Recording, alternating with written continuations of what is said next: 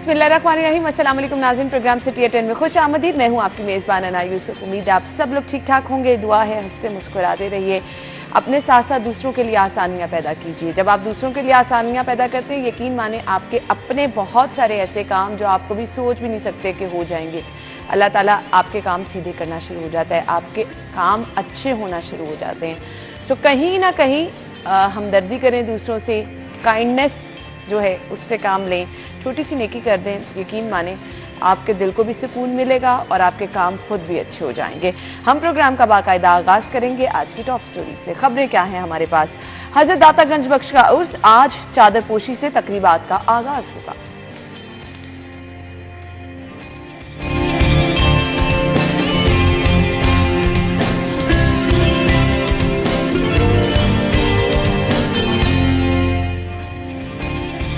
चीनी के निर्ख out of control, 50 kilogram चीनी का थैला 1700 रुपए मजीद महंगा। लेस्को बोर्ड का इजलास, 2 साल कारकर्दगी के स्पेशल ऑडिट का फैसला। लेस्को बोर्ड ऑफ डायरेक्टर्स के फैसलों का रिकॉर्ड मांग लिया। निगरान वजीर आला मोहसिन नकवी का शाहदरा फ्लाईओवर का दौरा, वजीर आला का प्रोजेक्ट के तामीराती कामों पर इत्मीनान का इजहार। तो ये हैं आज की खबरें। खबरों की डिटेल्स के लिए हमारे साथ हमारे सीनियर रिपोर्टर्स मौजूद हैं। आमिर रजा खान साहब, राव दिलशाद हुसैन साहब ने ज्वाइन किया। अस्सलाम वालेकुम। अच्छा जी, सबसे पहले हमने बात करनी है जी, दाता की नगरी में उर्स की तैयारियां जो हैं वो जोरों शोर से जारी थी। आज तकरीबन मेरे ख्याल से 11 साढ़े 11 का वक्त है जब बाकायदा चादर पोशी होगी और 3 रोज़ा उर्स की तकरीबात का आगाज हो जाएगा। ये कुछ चीजें हैं जो शहर लाहौर की पहचान है, उनमें से एक दाता का मेला है। आमिर भाई, आपसे आगाज कर लेते हैं। हाँ, मेला तो है। दाता साहब का मेला ऐसी चीज थी, किसी जमाने में ये बहुत बड़ा एक कल्चरल इवेंट हुआ करता था पूरे पाकिस्तान के लिए। और इसमें मुझे याद है सर्कुलर रोड के साथ साथ जितना गार्डन था, जब हम बचपन में थे तो वहाँ पर आपको थिएटर नजर आते थे। आलम जोहर का थिएटर है, नैसन भट्टी का थिएटर है, बाली जटी दत्त थिएटर है, ये थिएटर्स थे। अच्छा, वहाँ से शुरू होता था और शालम चौक तक ये मेला होता था। लक्की रानी और उसमें हाँ, लक्की रानी सर्कस वाला ये, लेकिन ये मीनारे पाकिस्तान, मिंटो पार्क में, जिसको ये मीनारे पाकिस्तान कहते हैं, मिंटो पार्क में लगे थे। और सर्कुलर रोड पे सारी ये चीजें होती थी। आप खुद कभी गए थे मेला देखने के लिए? मैं रहता वहाँ था। अच्छा, देखिए मैं तो रहता, क्योंकि हम रहते थे शालमी लोहारी के बिल्कुल दरमियान में, तो हमारे जो जहाँ पे हम रहते थे नया बाजार में, वहाँ से पैदल जाया करते थे। और अभी ये 3 दिन तक महदूद है मेरे ख्याल से, तब तो 15-20 दिन वो तमाम मेले का सामान रहता ही था। पहले से तैयारी शुरू हो जाती थी। कसूर से तलम्मे वाले आते थे, हमें पता था कौन कसूरी है, कौन शेखुपुरा से आया है, लाहौर का वाला कौन है, किसका अच्छा होएगा किसका नहीं। अच्छा, फिर वो जो कल्चरल मैं बता रहा हूँ ना बात, आपका इतना हैंडीक्राफ्ट बिकता था सर्कुलर गार्डन के साथ, जो कि अब मार्केटें बन गई। अब मैं क्या उनसे कहूँ, शहबाज शरीफ साहब से, कि उन्होंने हमसे बाग छीन कर उसको सुपर शालम मार्केट बना दी। हमसे बाग छीन कर सुपर शालम मार्केट बना दी। याद करते हैं शेरशाह सूरी को एक दरख्त काटने में सजाए मौत दिया करता था। इन्होंने हजारों सैकड़ों दरख्त काट के ये मार्केट और दुकानें बनवा दी, बाग उजाड़ दिए, ख़त्म कर दिए। और वो जो ज़रा साहब ने अभी कहा मिंटो पार्क को जब ये कहते हैं कि मीनारे पाकिस्तान, तो मुझे उसका टूट गया। मेरे लिए वो बाग था और शहर के लोगों के लिए एक अभी ज्यादा ऑर्गेनाइज्ड बाग है वैसे। और बाग है ग्रेटर इकबाल पार्क के नाम अब वो बाग है ही नहीं, अब वो पार्क है। आपने खुद कहा ग्रेटर इकबाल पार्क। पार्क होता है जिसमें बहुत ज्यादा ग्रीन लैंड होती है, दरख्त नहीं होता। ये गोरों का स्टाइल है, गोरों का स्टाइल है, और गोरों के स्टाइल के मुताबिक उनको धूप चाहिए होती है ताकि वो राव साहब कह रहा हूँ, कपड़े उतार के तो वो उस पर लेट कर धूप सेक सके, उनको चाहिए होती है। हमें बाग चाहिए थे क्योंकि हमारे यहाँ गर्मी होती है। हाँ, आपको पता है कि राव साहब इस मिंटो पार्क के अंदर 150 जामुन का दरख्त था, 300 आम का दरख्त था। इसके अंदर दरख्तों की, फलदार दरख्तों की इतनी बहुतात थी। शतूत वहां पे होता था, अमरूद वहां पे होता था।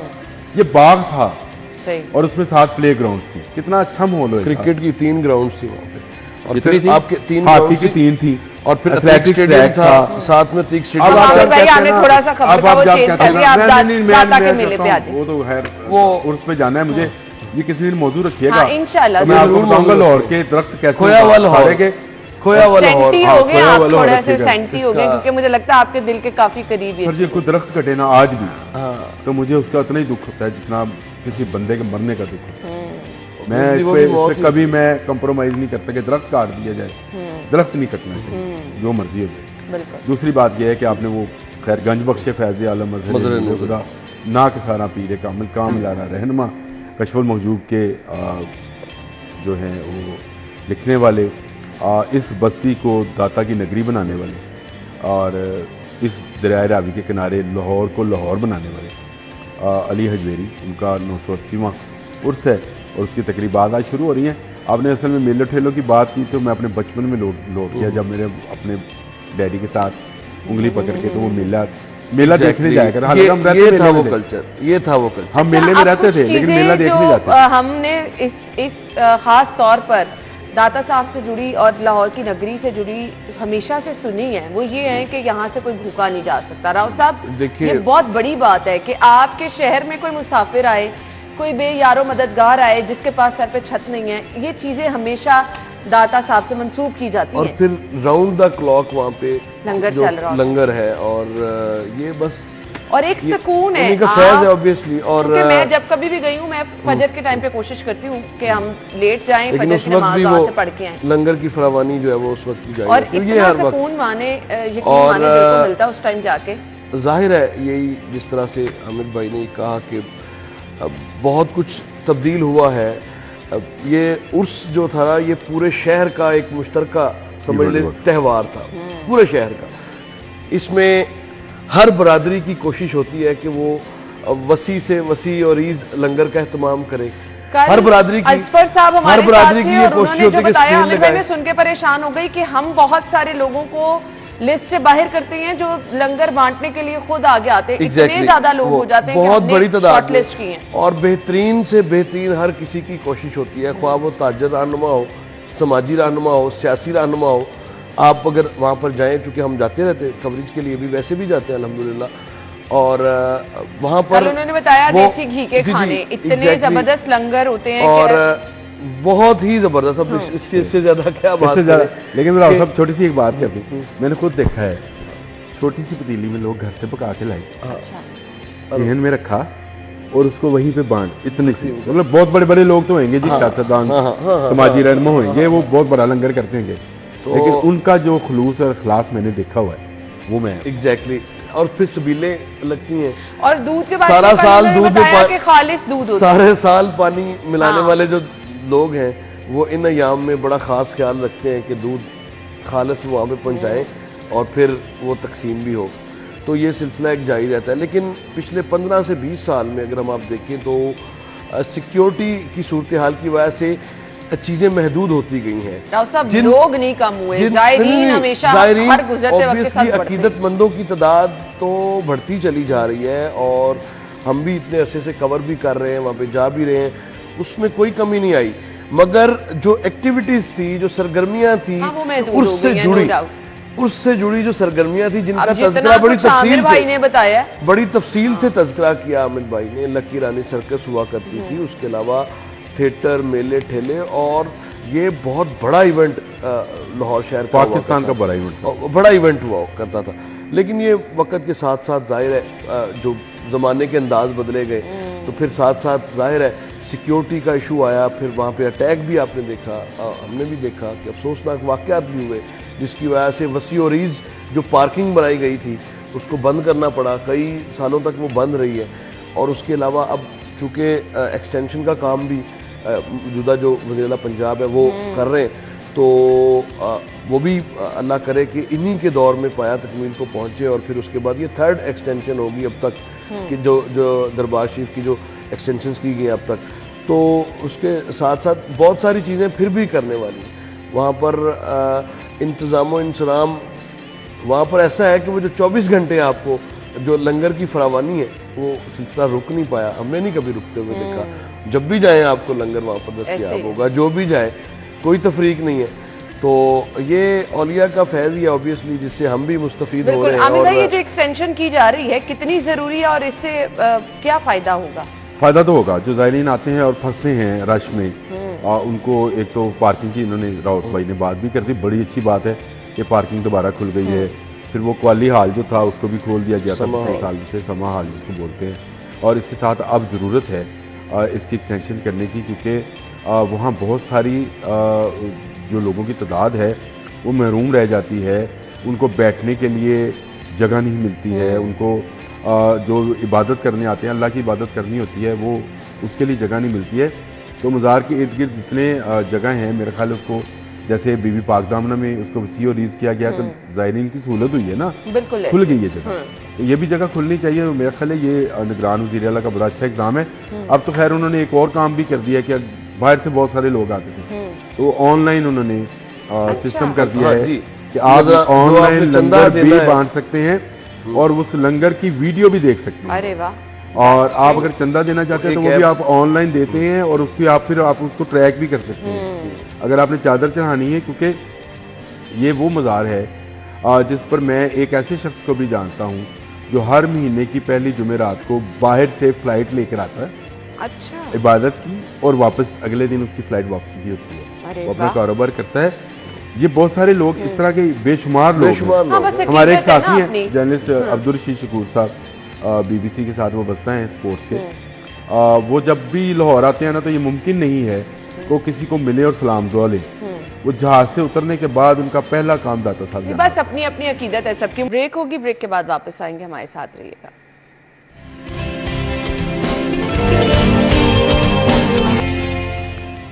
Welcome back once again. हम बढ़ेंगे आज की अपनी अगली खबर की तरफ। खबर ये है, और मैं परेशान हूँ, मुख्तलिफ इलाकों में नेशनल चैनल्स पर मैं देख रही थी, मुख्तलिफ शहरों में जो चीनी की कीमत है होश उड़ा देने वाले हालात हैं। अब ये माफिया है अल्टीमेटली। अब जब मैं जाऊंगी आमिर भाई की तरफ, राव साहब की तरफ, तो हम अब बड़ा आराम से कह देंगे ये माफिया है, ये हो रहा है, ये हो रहा है, लेकिन इस माफिया को हवा कौन दे रहा है? किस तरह से एक मसला खत्म होता है, थोड़ी देर आपको सुकून रहता है, एक बार फिर से ये माफिया उठ खड़ा होता है। 50 किलोग्राम चीनी का थैला 1700 रुपए मजीद महंगा हुआ है और ये हालात आउट ऑफ कंट्रोल हैं। अभी यहाँ पे क्या है, हर कोई ये बात कर रहा है कि चीनी नहीं मिल रही है और उस तजब्जुब की वजह से सब लोग भाग रहे हैं चीनी की खरीदारी के लिए। राव साहब देखिए, बड़ा आसानी से आपने जो बात की है माफिया, ये माफिया नहीं है, ये पता नहीं कौन लोग हैं, ये इस कदर बेहिस हैं कि इनको कोई फ़र्क नहीं पड़ता। इनको 1 बिलियन से ज़ायद डॉलर्स इन्होंने एक्सपोर्ट करके कमाए और फिर सरकार के पता नहीं 3 बिलियन डॉलर लगवा रहे हैं, 2.5 बिलियन डॉलर खर्च करवा रहे हैं वापस इंपोर्ट करने में चीनी। तो ये इस तरह के मामला, ये कैबिनेट लेवल की बात है। अब बड़ा आसान, इतना मुश्किल नहीं है, रॉकेट साइंस नहीं है इनको काबू करना। ये सारे लोग, मैं मानता हूँ कि ये सारे लोग बड़े पावरफुल हैं, सियासी असर व सूख वाले लोग हैं। 84 ये शुगर मिल्स हैं और 84 शुगर मिल्स जो है वो उनको काबू करने के लिए कोई रॉकेट साइंस की ज़रूरत नहीं है। सिर्फ़ और सिर्फ जो है वो इनको आंखें दिखाना पड़ेंगी और इनको इनकी औकात याद करानी पड़ेगी कि बाज आ जाओ। किसने तो फिर ऑब्वियसली जो मुक्तदर हल्के हैं वो उनको ये अब काम करना पड़ेगा, बहुत हो गया है। एक तरफ बिजली के बिल हैं, दूसरी तरफ महंगाई है, तीसरी तरफ ये माफिया कार्टल एकदम से निकलता है और बिलियंस ऑफ रुपीस बना के वापस अपने जो कैबिनेट्स हैं उनमें चला जाता है। तो ये जो सिलसिला ये रुकने वाला नहीं है और अब तो घंटों के हिसाब से चीनी की कीमतों में इजाफा हो रहा है। मैं गुज़िश्ता रोज़ टीवी देख रहा था तो PDM जो आखिरी जो गवर्नमेंट थी उनके वुज़रा एक दूसरे को ब्लेम गेम में पड़े हुए थे, जबकि जब मैंने रात को एक और सीनियर वज़ीर ख्वाजा आसिफ को मैं सुना तो वो कह रहा था कि ये फैसला जो भी एक्सपोर्ट का या इंपोर्ट का था, इस फैसले से किसी का ये इंडिविजुअल फैसला नहीं था, ये ऑब्वियसली कैबिनेट ने ये फैसला किया होगा तो तभी इस तरह की सूरत हाल हुई है। तो यानी अगर कोई जिम्मेदार है तो फिर सभी जिम्मेदार हैं और इन जिम्मेदारों को अगर बंदा पूछे कि इतने पावरफुल हैं कि जो केन कमिश्नर है, अगर वो कीमत के लिए कि कीमत क्या हो चीनी की, इसके लिए वो नोटिस करे तो कोई आता नहीं है। हाई कोर्ट भागकर चले जाते हैं और हाई कोर्ट भी अब क्या कहें ऐसी अदालतों को कि जिनके पास कम अज कम जो अवामी मसाइल हैं उन पर ही कान धर लें और फौरी तौर पर या तो स्टे ऑर्डर दे दिया जाता है और या फर्क क्या पड़ता है, 10 करोड़ का वकील खड़ा करते हैं और जो केसेस की बजाय फेसेस देखे जाते हैं और फौरी तौर पर उसी की आड़ में फिर आगे अवाम की खाल उतारने की, यानी वो परमिट और इजाजतनामा दे दिया जाता है एक स्टे ऑर्डर की सूरत में। खाली वो स्टे ऑर्डर नहीं होता और उसको फिर भरपूर इस्तेमाल किया जाता है और बिलियंस ऑफ रुपीस बनाने में हर कोई जो है वो अपना भरपूर किरदार अदा कर रहा है, किसी को सरोकार नहीं है।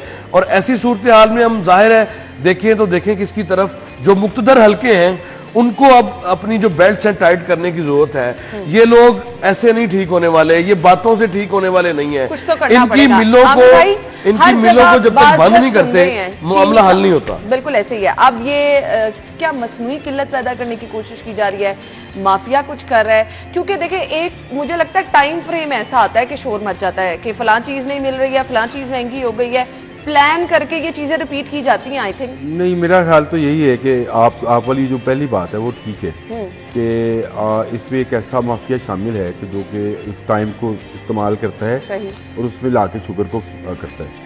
सबसे बड़ा मुजरिम तो वही है जिसने पहले चीनी बाहर जाने की इजाजत दी। ये जो आपकी पीडीएम की गवर्नमेंट थी उसका ये काम था। उसके बाद काम इमरान खान ने भी किया था, आपको याद होगा, मैं जिसकी वजह से 55 रुपए से चीनी 150 मुझे बताएं वो मुन्नू भाई ने लिखा नहीं था चोरा डाकुओं को चोरा डाकुओं का पता की पूछ दे साहब कमिश्नर साहब बहादुर। जब यही हुक्मरान है सर, राहजनों से तो बच निकले थे, राहबरों ने गिरा है। ये हो रहा है हमारे सर, राहजानी है सारे जिसको आपको रहबर समझते हैं, ये सारे रहबर के वाटर सो कार्ड रहबर है। ये रहबर के वाटर कूलर है, अपने लिए इनके अंदर ठंडा पानी है, बाहर गर्म। ये जो है ये मैं समझता हूँ जिसने बाहर इसको भेजने की इजाजत दी किसी गवर्नमेंट ने दी और तमाम गवर्नमेंट देती है। इसमें अच्छा खासा किक बैक मिलता है इनको और उसके बाद फिर वो दोबारा चीनी मंगवाने के लिए पैसा आता है, बेसिकली फिर किक बैक मिलता है। तो ये एक ऐसा सर्कल है जिसमें अवाम को पीसा जा रहा है। अवाम उठ खड़ी ना हो तो क्या करे? मुझे बताएं 2 दिनों में 3-4 वाकयात ऐसे हुए हैं कि बड़ी गाड़ियों पे बैठे एसीओं को, जिनको करोड़ों रुपए की गाड़ियां, लोग मारने को भागे। ऐसे ही है। कल मुल्तान में भी एक जो वजीर साहब थे, साबिक वजीर साहब थे, उनकी गाड़ी की तरफ अटैक हुआ, उनकी गाड़ी की तरफ भागे लोग। ये लोग अब भागेंगे, आपको गाड़ियों से उतारेंगे। अब भी समझ जाए, दूसरा निगरान हुकूमत है, पंजाब गवर्नमेंट है, ये इस पर कार्रवाई करे, बिला तफरीक कार्रवाई होनी चाहिए। कोई बेशुमार घरों में, फैक्ट्रियों में चीनी होल्डिंग की हुई है, उनके पास ऐसे इस चीज का इंतजार कर रहे थे कि ये चीनी की कीमत बढ़े और फिर निकाले। उनके पास ऐसे वेयरहाउस हैं कि वो शुगर मिल्स की जो इंस्पेक्शन है वो नहीं होने दे, तो आप जा नहीं सकते हैं। तो ये लोग जो हैं ये नो गो एरियाज में ऐसे वेयरहाउस बना के रखते हैं जहां लाखों टन चीनी इन्होंने। लेकिन अगर आपको ये चीजें पता है तो ये बहुत सारे लोगों को पता है, सब लोगों को पता है, लोग हैं, कमिश्नर को भी पता होगा। मैं आपके साथ एक छोटा सा वाकया जरूर शेयर करना चाहूंगा, क्योंकि मैंने कुछ अर्सा ये जो बीट है, कॉमर्स की बीट, वो करने की मुझे मौका मिला। तो मैंने अकबरी मंडी में चीनी की कीमतों में उस वक्त भी फ्लक्चुएशन चल रही थी, तो मैंने पूछा कि आखिर इसकी वजह क्या? उसने कहा वजह कोई नहीं। मैं कहा ये जो कीमत बढ़ती है ऑब्वियसली चीनी कम है, शॉर्ट हुई तो फिर बढ़ी। कहते नहीं, आप पहले अपना ये कॉन्सेप्ट क्लियर करें कि शॉर्ट कोई नहीं है। आप मुझे बताएं कि आपको 3 बिलियन की चीनी चाहिए, अभी पेमेंट लगवाएं, सुबह आपको चीनी मिल जाएगी। यही मुल्क में पड़ी है ना। यानी आप अंदाजा लगाएं कि यहाँ पर ये कौन बात कर रहा है, ये जो सबसे बड़े डीलर्स अकबरी मंडी में बैठे हैं, यानी वो कहते हैं ये सारी मोनोपोली है। और एक व्हाट्सएप ग्रुप है जो FIA ने एक दफा पकड़ा भी था, उसके बाद फिर FIA भी फिर लंबी तान कर सो गई और उसके बाद फिर से अयाशी। और ये हर 3 साल के बाद एक इस तरह का, हर तीसरे साल में, यानी 1 साल नहीं आएगा और उसके बाद फिर तीसरे साल में इसी तरह का मसनूई बहरान पैदा करके बिलियंस ऑफ रुपीस ये बनाते हैं। हल क्या है? और पता नहीं इनको कितना पैसा चाहिए। नहीं, ये पहली बात है, जब भी ये एक्सपोर्ट करने की बात करें कि चीनी वाफर हो गई है, लोग बाहर निकल आए, लूट ले इनके गोदाम, इनकी गाड़ियां जो ये चीनी की होल्डिंग करते हैं। मेरा ख्याल है कि इसके अलावा कोई हल नहीं है।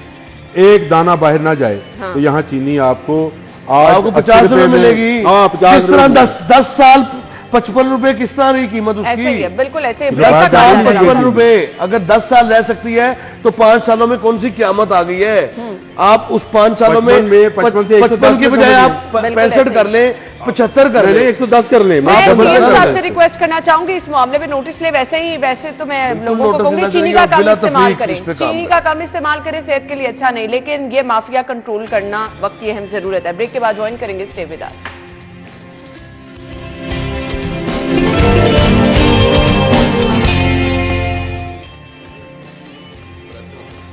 एक बार फिर से आपको खुशामदीद कहेंगे। अब बढ़ते हैं जी, हमारे पास अगली खबर क्या है। लेस्को बोर्ड का इजलास, 2 साल कारकर्दगी के स्पेशल ऑडिट का फैसला। लेस्को बोर्ड ऑफ डायरेक्टर्स के फैसलों का रिकॉर्ड मांग लिया।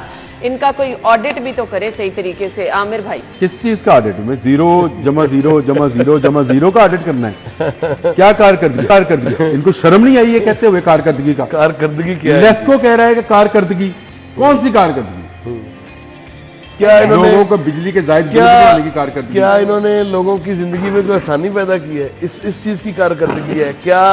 अब इंटरेस्टिंग बात आप सुन लें कि मैंने क्योंकि बिल ज्यादा है, घर में बिल ज्यादा है, ना ब्लड प्रेशर हाई करें, बिल ज्यादा, देखिए बिल ज्यादा है, मुझे बताओ ना गुस्सा करें। कितने अच्छा, कितने मैंने घंटे उसकी बिजली जो जाती है? लाइट तो अच्छी खासी जा रही और है, लेस्को अभी के भी जा पैसे रही है। दें। और इसका जो लाइनमैन है वो 3-3 दिन लेट आता है ताकि लोगों को बिल ज्यादा लोगों का जाए। बिल स्लैब चेंज हो उसकी ये जाए, कारकर्दगी है। उसकी ये कारकर्दगी है, ये चेक इनको करें। शर्म इनको। भी नहीं आती। और ये अपनी बिजली चोरी कारकर्दगी- करवाने में नंबर वन। माशाल्लाह लेस्को कमाल है, और भारी भरकम बिल भेजने में जबरदस्त है। ये जो स्लैब चेंज करने वाला है, ये बहुत ज्यादा वाकयात रिपोर्ट और ये चीज मुझे भी अब पता चली है, मुझे पहले और नहीं पता लेस्को को थी। ये मुफ्त मशवरा है। वैसे मुफ्त मशवरे की कोई वुकत नहीं होती, लेकिन फिर भी ये अपने मीटर रीडर्स को समझाएं कि ये ऐसे ना करें। ये अनकरीब जब अगली रीडिंग लेने जाएंगे, ये अगर इस तरह इन्होंने किया तो बहुत ज्यादा वाकयात चित्रौल के रिपोर्ट होंगे होने चाहिए। और चित्रौल के हम राव साहब देखिए इस मैसेज को ना हम आम इसकी- करना मैं चाहिए, आपको लोगों को बताऊं, बताना चाहिए मेरे उनके साथ क्या लाइनमैन किया की जा रहा है। कंट्रोल होनी है। हाँ, क्योंकि ये और ये है कि अब 4 लोगों दिन ने खुद लेट सोच जाएंगे, लिया है 5 कि दिन अब लेट खुद- जाएंगे। सब ने नजरें रखी हुई हैं।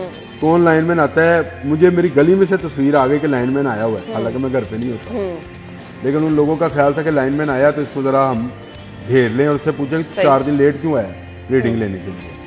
देखिए आप तुम्हें किस बात की तनख्वाह दी जाती है? आप देखिए लाइन- निगरान वजीर आजम ने अच्छी बात की है कल, मैं खुश हूँ उससे। उन्होंने कहा मैं प्राइवेटाइज करने जा रहा हूँ इसको, बिल्कुल मैं पहले 2 कंपनीज को प्राइवेटाइज करूंगा। करें यार इनको प्राइवेटाइज। मैं देखता हूँ कि प्राइवेट ऑनर कब कैसे बर्दाश्त करते हैं इन लोगों को। को जो ये बिजली चोरी करवा के गरीब आदमी पर डाल रहे हैं। हमारी स्लैब ऊपर से ऊपर चली जाती है। ये एक तो गवर्नमेंट को स्लैब सिस्टम ही खत्म करना चाहिए।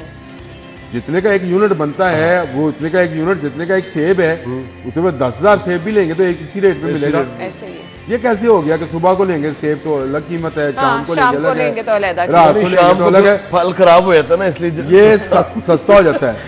ये सब फ्रॉड है। अवाम लेकिन हमें नहीं सस्ता है। कभी हमारे चीनी के साथ बहाने लूटते हैं, कभी आटे के बहाने इम्तियाजी लूटते हैं, सलूक है।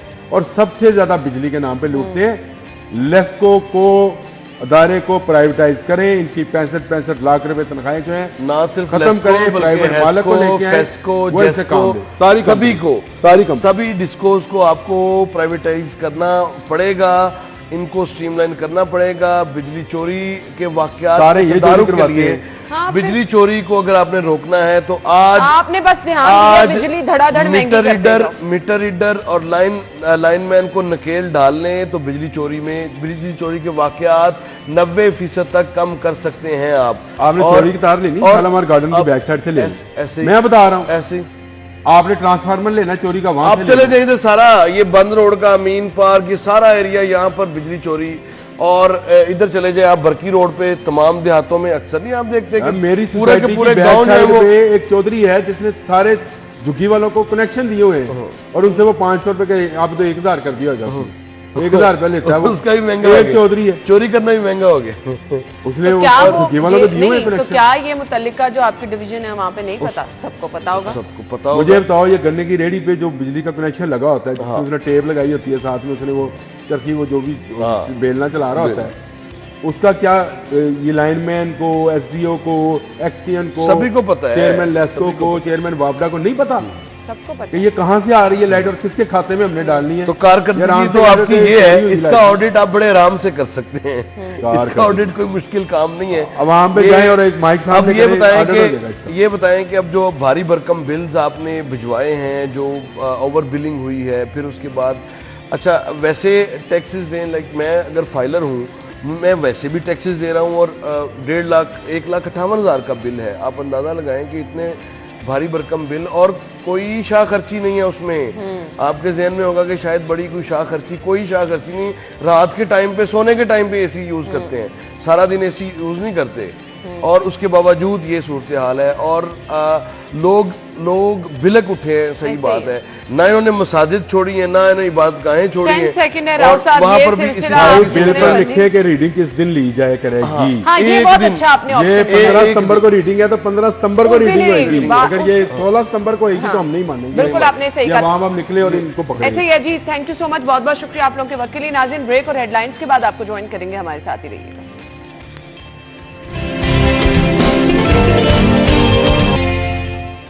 Welcome back once again. नाज़रीन, हम आपके साथ अपनी ज़िंदगी के एक्सपीरियंस तो शेयर करते ही रहते हैं, और आजकल जो चीज़ हम सबको फेस करनी पड़ती है, स्पेशली माओं को फेस करनी पड़ती है, वो सबसे बड़ा चैलेंज ये है कि आजकल सुबह उठते ही आपको सबसे पहला प्रॉब्लम जो फेस करना पड़ता है, जो बहुत चैलेंजिंग होता है, आपके बच्चों का नाश्ता, ब्रेकफास्ट। बच्चे जो हैं वो बड़े चूजी हैं आजकल, और आपको समझ नहीं लगती है कि आप उनके लिए स्पेशल क्या बनाएं।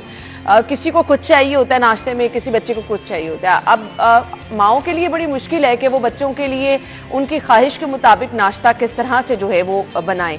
सो इस चैलेंज को मेरी तरह सब माओं को ही सामना करना पड़ता होगा कि बच्चों के लिए स्पेशल नाश्ता क्या होना चाहिए। और अब मुझे खुशी है जी, फाइनली एक ब्रांड ऐसा है जिसने हम सबकी मिलकर मुश्किल को आसान बना दिया है, और नाश्ता खास तौर पे जो है उसको इस तरह से आसान बना दिया गया है कि उसमें इतनी ज़बरदस्त वैरायटी आ गई है कि आपके बच्चे खुद ब खुद उसको पसंद करें। तो जी, नूरपुर हमारी ये मुश्किल आसान इस तरह से कर रहा है कि बहुत ही स्पेशल चीज़ें लेकर आया है नूरपुर, और इस ब्रांड ने एक्चुअली हमारी मुश्किल आसान कर दी है। इनकी नई ऐड भी हमें, बहुत लोग अच्छी चाय पीना चाहते हैं, तो ये देखिए जी, नूरपुर का मिल्क भी है स्पेशली जो चाय के लिए, आप ये भी इस्तेमाल कर सकते हैं। तो अगर आप बहुत मज़ेदार टेस्टी नाश्ता अपने बच्चों के लिए बनाना चाहते हैं तो नूरपुर ने आपकी ये मुश्किल हमेशा के लिए आसान कर दी है। ज़रूर इसको इस्तेमाल करें और फीडबैक भी हम तक ज़रूर पहुंचाएं। हमने बढ़ना है जी अपने आज के मेहमानों की तरफ, आज के टॉपिक की तरफ, लेकिन इससे पहले थैंक यू मैं कहना चाहूंगी नूरपुर को, जिन्होंने हमारे आज के मेहमानों के लिए स्पेशल गिफ्ट भी भेजा है।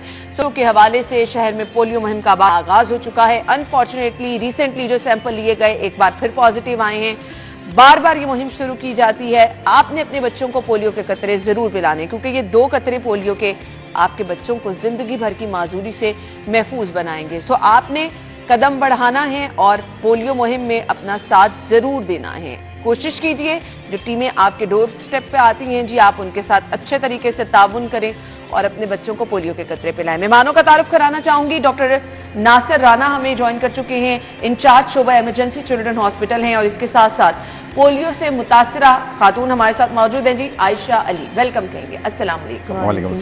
थैंक यू सो मच, बहुत बहुत शुक्रिया आप लोगों के वक्त के लिए। डॉक्टर साहब, आपसे बाकायदा आगाज करना चाहूंगी, मुझे ये सिर्फ बता दीजिएगा, हम 12 मुहिम चलाते हैं, फिर उसमें कहीं ना कहीं कोताही ऐसी आ जाती है, पोलियो टीम की कोताही नहीं होती, पोलियो वर्कर्स की कोताही नहीं होती, मेरे ख्याल से लोगों की रेजिस्टेंस अभी भी है।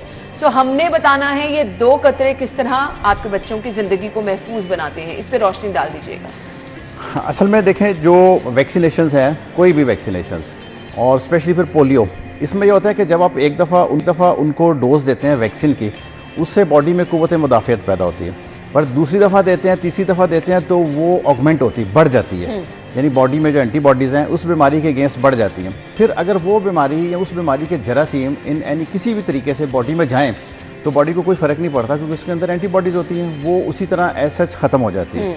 अब पोलियो का इशू ये है कि बार बार इसलिए बुलाना पड़ रहा है कि इसमें हम टोटली अभी तक सारों को इम्यून नहीं कर सके, हम इसको एक साइकिल को ब्रेक नहीं कर सके। अगर मैं थोड़ा सा इस पर रोशनी डालूं लोगों की अंडरस्टैंडिंग के लिए, कि 1988 तक 1988 तक दुनिया के 125 मुल्कों में पोलियो एंडेमिक था। देखना, सिर्फ 28-30 साल पहले की बात है, 125 मुल्कों में। अब पोलियो एक ऐसा वायरस है कि जिसको ख़त्म किया जा सकता है, अनलाइक अदर वायरसेस जैसे इन्फ्लुएंजा वायरस है, बाकी वायरस हैं, वो ख़त्म नहीं हो सकते क्योंकि वो होस्ट उनके डिफरेंट हैं, वहाँ से फिर वो आ जाते हैं।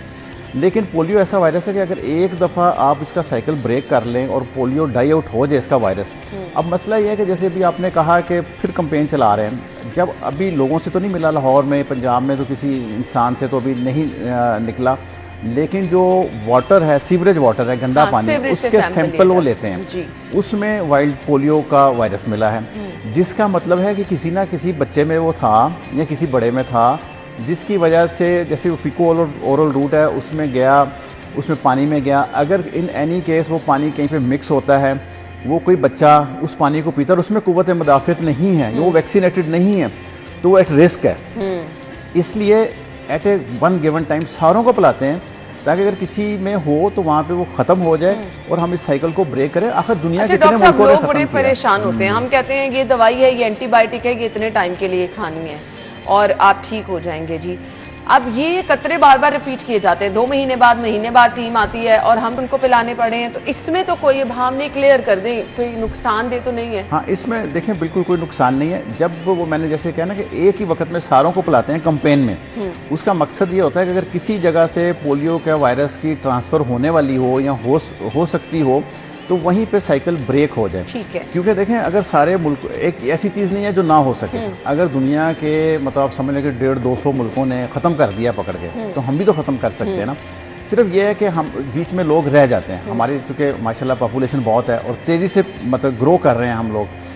लाहौर में हर बड़े शहर में 10, 15, 20 लाख बच्चे होते हैं, सही। उसमें से करते कराते कोई 200, 400, 500 मिस हो जाता है। जब भी कभी पेरेंट्स नहीं पिलाते, पेरेंट्स रेजिस्ट कर जाते हैं, पेरेंट्स कहते हैं घर में बच्चा ही नहीं है। हाँ, अब ये रेजिस्टेंस हमें अभी भी लोगों की तरफ से देखने में आ रही है। हमारे साथ आयशा मौजूद है, सो मैं आयशा से जानना चाहूँगी उनका एक्सपीरियंस क्या था, क्या उनके पेरेंट्स ने भी ये कोताही कर दी कि उन्होंने आयशा को पोलियो के कतरे नहीं पिलाए? जी आयशा, किस तरह से आपके साथ ये तमाम एक्सपीरियंस हुआ? मैं तो छोटी थी तब, जो है वो इतनी लोगों में शौर नहीं था, लोगों को इतनी नॉलेज नहीं थी, लोगों को पता नहीं था पोलियो के हवाले से कि ये कितने आपके बच्चे के लिए कितने ज़रूरी हैं, जो अब काफ़ी हद तक लोगों को पता चल चुका है कि पोलियो के 2 कतरे हमारे बच्चे की ज़िंदगी बचा सकते हैं, हमारे बच्चे की जान बचा सकते हैं। ये पोलियो के 2 कतरे आपके बच्चे के लिए बहुत फायदेमंद है। आपको पता कब चला आपके पेरेंट्स को कि ये पोलियो के कतरे नहीं पिलाए तो ये माजूरी हुई? मैं ना तब छोटी थी ना, तो मुझे तो खैर इतना नॉलेज नहीं, जो मेरे पेरेंट्स बताते हैं कि जो हिफाजती टीका जात होते हैं वो प्रॉपरली नहीं लगवाए और पोलियो के ड्रॉप्स भी कभी पिला लिए, कभी आ गई टीम्स तो आती थी, लेकिन उन्हें इतनी नॉलेज नहीं थी, इतनी ज़रूरी है कि हम इसको पिला लें, इग्नोर भी कर दिया, तो इस वजह से जो है ना वो ये सब मसले मसाइल बन जाते हैं। सही।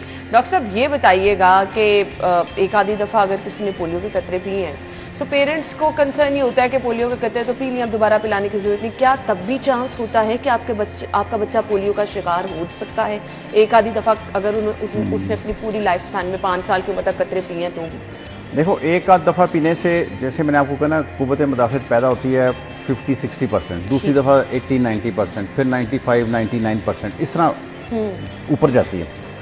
अब अगर किसी ने एक आध दफ़ा पिया उसका 50-60% इतनी कुव्वत मुदाफ़ियत होगी। अगर तो वो किसी ऐसी जगह का पानी पीता है जहाँ पे बड़ा मिनिमम अमाउंट या वॉल्यूम आता है वायरस का, किसी भी वायरस का, उसको तो कुछ नहीं होगा। लेकिन अगर वो किसी जगह से ऐसे पी लेता है या ऐसे कांटेक्ट में आ जाता है जहाँ पे वायरल लोड बहुत ज़्यादा हो, तो फिर उसको चांस है अंटिल की उसकी इम्यूनिटी जो है बहुत हाई लेवल पे। 5 साल तक आपको हर साल अपने बच्चे को पोलियो के कतरे पिलाने हैं, ये ज़रूरी है कि आपने पहले 2-3 साल पिला दिए तो फिर अब आगे ज़रूरत नहीं? देखें, एक तो जो रूटीन का हमारा EPA का स्केड्यूल है, ठीक है, उसमें 5 दफ़ा तुम कतरे पिलाते हैं, बर्थ पे पिलाते हैं, फिर 6 हफ्ते, 10 हफ्ते, 14 हफ्ते, फिर 1.5 साल। उसके अलावा पोलियो का इंजेक्शन भी लगता है। अगर तो किसी ने ये प्रॉपरली पूरा किया हो तो बहुत हद तक वो कवर हो जाता है, उसके इश्यूज बहुत हद तक ख़त्म हो जाते हैं। लेकिन चूंकि अब ये नहीं पता कि क्लास में या एक स्कूल में, प्राइमरी स्कूल में 400 बच्चा है, 400 में से हो सकता है 10 ने ना पियो, 10 किसी ऐसी जगह से आए हैं जो जिनके पेरेंट्स ने ना दियो, उनमें कहीं से वायरस आ गया, वो स्कूल में फैला रहे हैं किसी तरीके से, फिर उस सिनेरियो में फिर इकट्ठा ही सारों को पिलाया जाता है ताकि उनको भी कवर हो जाए और नेक्स्ट भी कवर हो जाए, फिर उससे प्रोटेक्शन बहुत बेहतर हो जाती है। सही। एक चीज़ वाजे कर दीजिए कि अगर आप, उसकी वजह यह है कि इवन डेवलपिंग कंट्रीज़ में भी जिन्होंने 30 साल से 35 साल से 25 साल से इस तरह की बीमारी नहीं देखी, वो भी पेरेंट्स की दफ़ा कहते हैं कि जी ये बीमारी तो अब है ही नहीं, हम क्यों पिलाएं। लेकिन वहाँ तो ज़ाहिर गवर्नमेंट की बाय फोर्स है, अगर वो ना पिलाएं तो पेरेंट्स को बुलाते हैं, फ़ोन करते हैं, फ़ोन पे ना आए तो पुलिस आ जाती है, उनको ज़बरदस्ती पिलाते हैं, स्कूलों में दाखिले नहीं होते, जॉब्स नहीं मिलती। अभी भी जो लोग पाकिस्तान से बाहर अप्लाई करते हैं जिनकी उम्र 18 साल 20 साल होती है, तो वो कहते हैं 20 साल वाला पहले का रिकॉर्ड हमें दिखाएंगे तो हम आपके बच्चे को दाखिल करेंगे। इतनी सख्ती के बाद उन्होंने इसको कंट्रोल किया। जहाँ तक आपका वो सवाल है कि इसकी जो माजूरी है, माजूरी देखो, पोलियो का जो जितना डैमेज हो जाता है ना, वो इरिवर्सिबल डैमेज होता है। सही, क्योंकि हम कहते हैं ना इतना जदीद दौर है, हर चीज़ का इलाज मौजूद है। मैंने तो ये मुकम्मल डैमेज होता है तो लोग फिर सारी उम्र माजूर हो जाते हैं। तो इसी तरह उस एरिया का अगर जब वायरस जाके उस एरिया को लगता है, हाँ ये ज़रूर है कि with the passage of time अब तरक्की कर गई है, साइंस और मेडिकल साइंस तरक्की कर गई है। अगर किसी की वीकनेस है तो वो करके सर्जरी करके थोड़ा सा मसल को इधर से उधर शिफ्ट कर देते हैं, उसके स्पेशल प्रोस्थेसिस हैं, बूट्स हैं, स्पोर्ट्स हैं, उसकी वजह से वो इस काबिल तो, या व्हील चेयर्स हैं, वो कर तो देते हैं लेकिन लिमिटेड है ना हर चीज़ की अपनी मजदूरी, तो फिर भी उधर ही है बंदे की। बिल्कुल बिल्कुल ऐसे ही है। मुझे ये बता दीजिएगा किस एज ग्रुप तक आप बच्चों को, और फिर कतरों के अलावा भी एक ऑप्शन मौजूद है इंजेक्शन की सूरत में, डिफरेंस दोनों में क्या है? देखें, इंजेक्शंस का एक तो जो पी का स्केड्यूल है उसमें इंजेक्शन लगता ही लगता है, ठीक है। अब वो उसमें कर दिया। बाहर के कई कंट्रीज़ में तो वो टोटल शुरू से ही इंजेक्शंस पे उन्होंने शिफ्ट कर दिए। इंजेक्शन का एक फ़ायदा ये होता है कि जब उसको लगाया, अब ड्रॉप्स का पिलाया ना आपने, कतरे पिलाए हो सकता, तो इसलिए इंजेक्शंस पेरेंट्स को ज़रूर इसका लगवाना चाहिए। यानी दोनों की क्वालिटी पे एज सच वो आपको इबाम नहीं है, आपके पास ऑप्शन है, आप इंजेक्शन के फॉर्म में लगवाना चाहें ड्रॉप्स की सूरत में, दोनों जो हैं वो इक्वली उनका फ़ायदा होगा। हाँ, दोनों का इक्वली फ़ायदा है। इंजेक्शन का ये है कि ज़रा कंप्लायंस इंश्योर हो जाती है कि जब हमने अपने सामने लगा दिया टीका तो अब कुछ भी है हमें पता है कि ये उसके अंदर चला गया। खुदा ना खास्ता अगर आपके बच्चे को बुखार है, वायरल इन्फेक्शन आजकल चल रहे हैं, नज़ला, जुकाम, बुखार, इस सूरत में क्या पोलियो के कतरे पिलाए जा सकते हैं? देखिए, थोड़ा बहुत नज़ला, जुकाम, खांसी कोई भी हो उसको तो हम रूटीन में दे देते हैं। हम उसको एक्स्ट्रा इम्यूनिटी देंगे तो उसकी अपनी क़ुव्वत मुदाफ़त उतना ज़्यादा बूस्ट अप नहीं करेगी सिस्टम को। दूसरा ये होता है कि फिर लोगों को कोइंसिडेंटली ख्याल होता है कि से फॉर एग्जांपल अभी किसी का गला ख़राब है, चेस्ट ख़राब है, नमूनिया है, उसके साथ ही हमने वैक्सीन दे दी, कोई भी वो नमूनिया वर्स हो गया ड्यू टू ऑन इलनेस, वो वर्स हो रहा था, उन्होंने कहना जी पता नहीं इसकी वजह से वर्स हो गया, इसलिए हम फिर 2-4 दिन होल्ड कर लेते हैं। सही। आयशा, आपसे मैं जानना चाहूँगी, एक कोताही तो हो गई, अब ज़िंदगी में आपको किस तरह से प्रॉब्लम फेस करनी पड़ी, किन किन चीज़ों पे एहसास हुआ कि ये छोटी सी गलती की वजह से आज मेरे साथ बहुत सारे मसाइल हो रहे हैं? वो तो बहुत सारी मुश्किलात पेश आती हैं। जब मैं फील्ड में काम करने जाती हूँ, मैं इतना ज़्यादा चलती हूँ, उसकी वजह से गिर जाती हूँ, चोट आ जाती है, और बास टाइम कुछ ऐसी एक्टिविटीज़ होती हैं जो नॉर्मल पर्सन कर सकते हैं, हम नहीं कर सकते। तब तो मैं बिल्कुल चारपाई पे थी, तब मैं बिल्कुल बैठ नहीं सकती थी, खड़ा नहीं हो सकती और थी। ये किस एज ग्रुप एज की आप बता रही हैं बात? 2 इयर्स।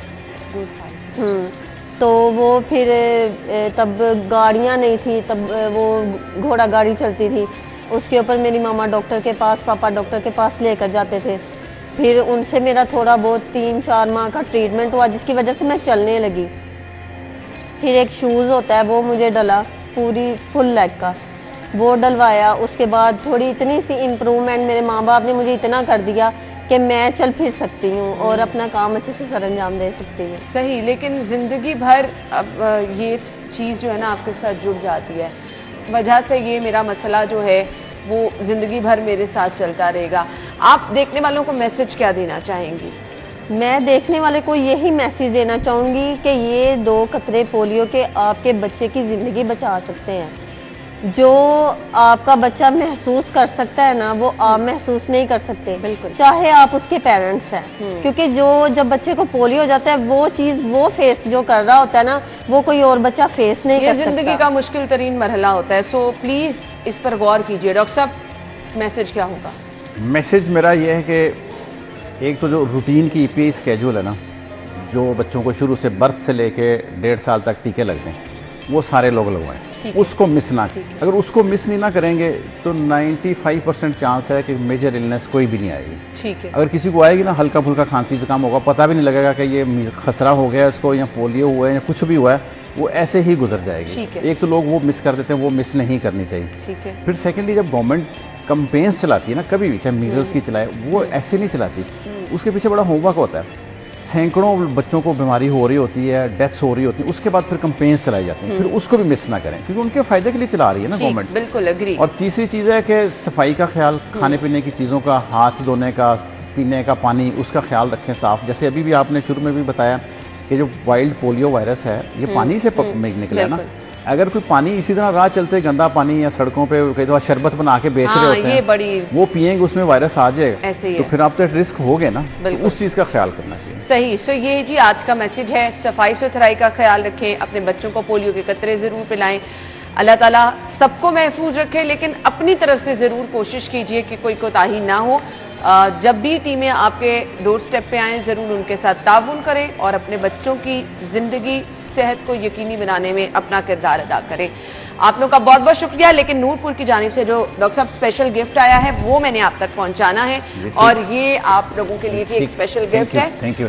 नूरपुर को हम थैंक यू बोलना चाहेंगे। Once again thank you so much. आप लोगों के वक्त का बहुत बहुत शुक्रिया। नाज़रीन, हम लेंगे ब्रेक और ब्रेक के बाद आपको ज्वाइन करेंगे। Stay with us.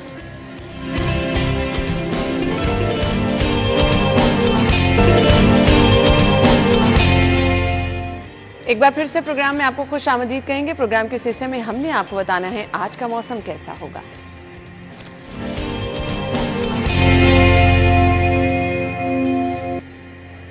सो गर्मी की शिद्दत में कमी कब आएगी, आने वाले 24 घंटे कैसे होंगे और बारिशों के हवाले से प्रेडिक्शन क्या है, हमें ज्वाइन कर रही हैं हमारी रिपोर्टर कोमल। कोमल, आज का मौसम दिन भर कैसा होगा बताइए। अना, लाहौर शहर के मौसम के हवाले से बात की जाए तो मौसम खुशगवार है, ठंडी हवाएं चल रही हैं और इस वक्त तक जो सूरज की किरणें हैं वो अच्छी खासी महसूस की जाने लगती हैं। जबकि इस वक्त जो है वो लाहौर में हमने आज सुबह से ही इस बात को देखा था कि लाहौर में हवाएं ताजगी का एहसास दिला रही हैं और ठंडी में महसूस हो रही हैं।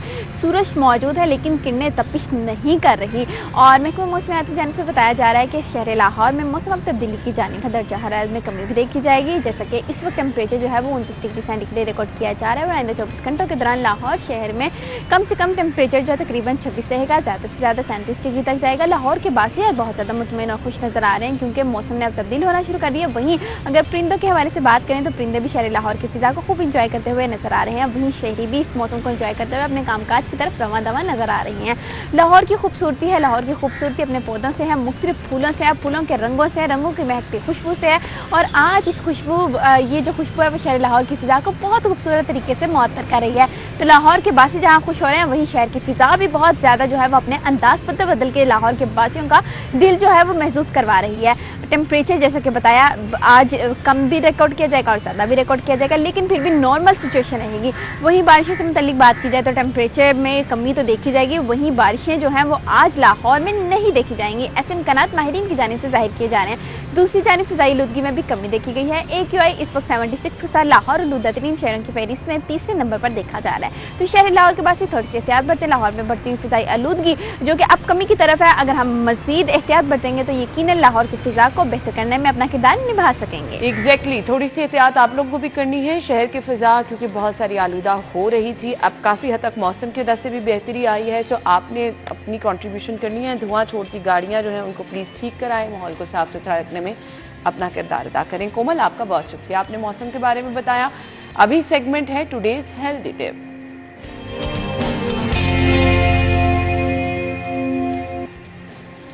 कुछ कुदरती चीज़ें जिनमें अल्लाह ताला ने बहुत आफादियत रखी है, एलोवेरा उनमें से एक है। इसका इस्तेमाल किस तरह से आपके लिए मुफीद है, किन किन किन वजूहात में आप इनका इस्तेमाल कर सकते हैं।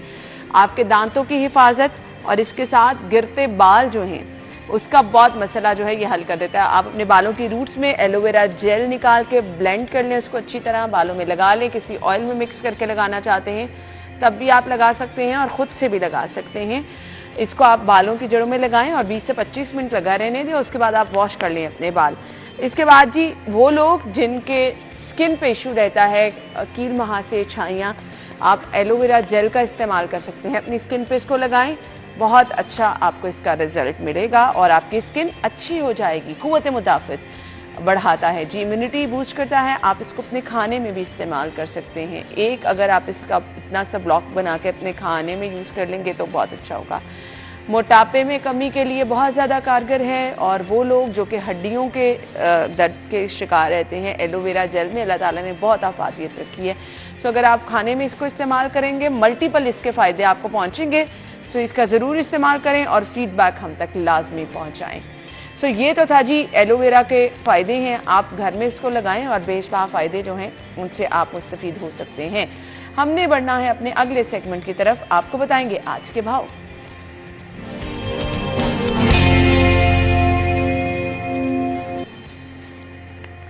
सब्जियों की कीमतें आज क्या हैं, फरीहा बताएंगी। Over to you. जी बिल्कुल है ना, इस वक्त मैं सब्ज़ी मंडी में मौजूद हूँ। सब्जियों की कीमतों में इजाफा और ज़ायद नरखों पे जो है फ़रोख्त का सिलसिला जारी है। मेरे पास यहाँ पे कुछ सब्जियों की कीमतें मौजूद हैं। तो सबसे पहले हम बात करेंगे सब्ज़ मसालों के हवाले से, जिसके बगैर कोई भी जो खाना बनना है वो मुमकिन नहीं है। प्याज की सरकारी कीमत जो है वो 72 रुपये है, ओपन मार्केट में जो है वो 85 रुपये तक फ़रोख्त किया जा रहा है। लहसुन की सरकारी कीमत 260, ओपन मार्केट में 300 तक फ़रोख्त हो रहा है। टमाटर की सरकारी कीमत 80 रुपये है, लेकिन ओपन मार्केट में 120 तक फ़रोख्त किया जा रहा है। अदरक की सरकारी कीमत 820 रुपये है, लेकिन ओपन मार्केट में 900 तक फ़रोख्त किया जा रहा है। इसी तरह अगर हम बात करें कुछ मौसमी सब्जियों के हवाले से, तो उसकी भी कीमतों में तकरीबन 30 से 50 रुपये का डिफरेंस हमें देखने को नज़र आ रहा है। अरबी की सरकारी कीमत 135 रुपये है, ओपन मार्केट में 150 रुपये तक फ़रोख्त किया जा रहा है। करेले की सरकारी कीमत 130, ओपन मार्केट में 160 में फ़रोख्त हो रहा है। बैंगन की सरकारी कीमत 76 रुपये है, ओपन मार्केट में 100 रुपये तक फ़रोख्त किया जा रहा है। इसी तरह शिमला मिर्च की सरकारी कीमत 180 रुपये है, ओपन मार्केट में 210 तक फ़रोख्त किया जा रहा है। भिंडी की सरकारी कीमत 95 रुपये है, लेकिन ओपन मार्केट में 130 तक फ़रोख्त किया जा रही है। इसी तरह पालक की सरकारी कीमत जो है वो 48 रुपये है, लेकिन ओपन मार्केट में 60 रुपये में फ़रोख्त की जा रही है। टिंडे की सरकारी कीमत 180, ओपन मार्केट में 220 में फ़रोख्त की जा रही है। ऐसे में आम आदमी सफ़ेदपोश सबका काफ़ी ज़्यादा परेशान है। उनका कहना है कि चिकन मटन बीफ तो पहले ही आम आदमी की पहुँच से खासा दूर था, अब सब्जियों की बढ़ती कीमतें भी शहरियों को जो है वो एक वक्त की रोटी से महरूम कर रही हैं। जी ठीक है, थैंक यू सो मच। हमारे साथ फरीहा मौजूद थी। सब्जियों की कीमतें एक तरफ, लोगों का शिकवा एक तरफ, जो लोग कह रहे हैं कि किस तरह से सब्जियों की कीमतें उनकी कुव्वत ख़रीद से बाहर होती चली जा रही हैं। सो इस पर कुछ इंतज़ामिया को भी लोगों की मदद करनी है। अपनी रेट लिस्ट खुद भी देख लें और उस पर अमल दरामद कितना हो रहा है ये भी प्लीज़ देख लें। बहुत ज़्यादा लोग परेशान हैं क्योंकि ये रूटीन की चीज़ें हैं जो कि लोगों को परेशान कर रही हैं। हमारी और आपकी मुलाकात होगी कल। अपना ख्याल रखिएगा, इजाज़त दीजिए, अल्लाह।